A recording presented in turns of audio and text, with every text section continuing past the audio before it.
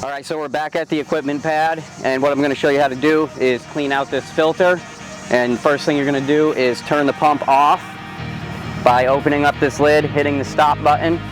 Once the pump's off, you're going to shut these two red valves off that are in front of the pump. That's going to keep your prime right here at the valves.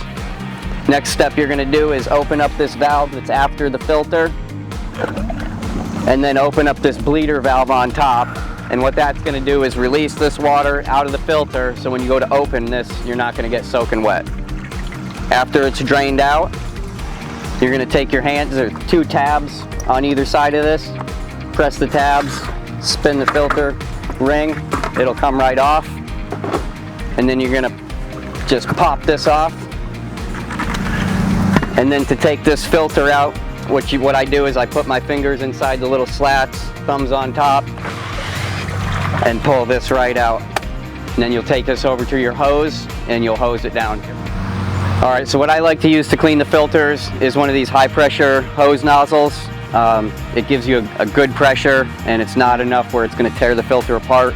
You never really want to use a pressure washer on these because it'll rip them apart.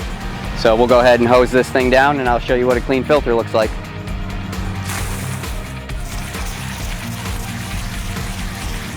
When you're hosing this off, you really want to make sure that you're getting in between these slats, and just take your time. Make sure you're cleaning it nice and thorough, getting all the debris out.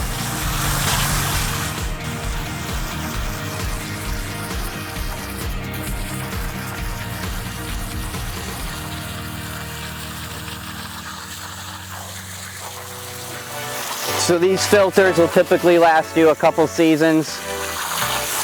They hold up pretty good. If you do need a new filter, you can look in the description for a link to our Fun Time Pool and Spa supply store and order you a new one right through there.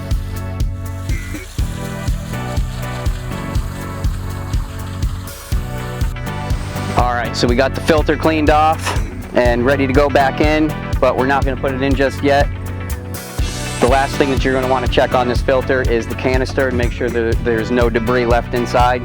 To do that, you just remove this centerpiece, just jig a little bit, it'll pop right out.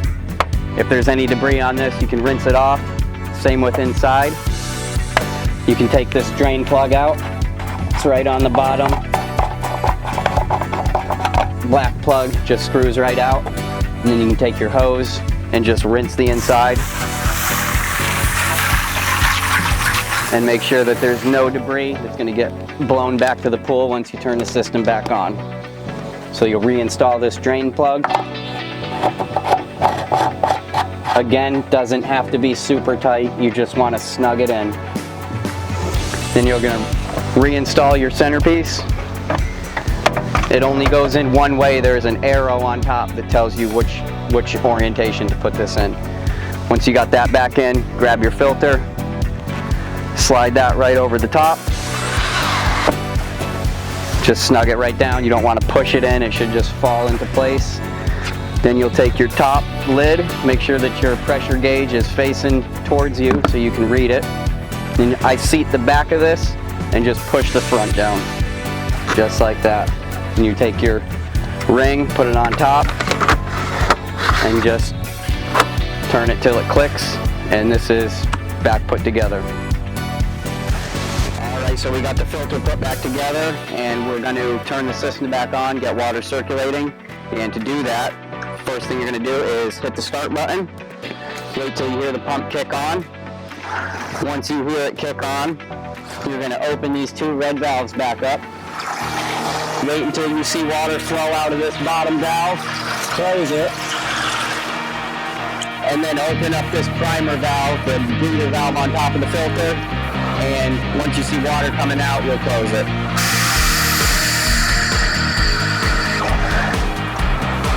And we are back running in normal operation.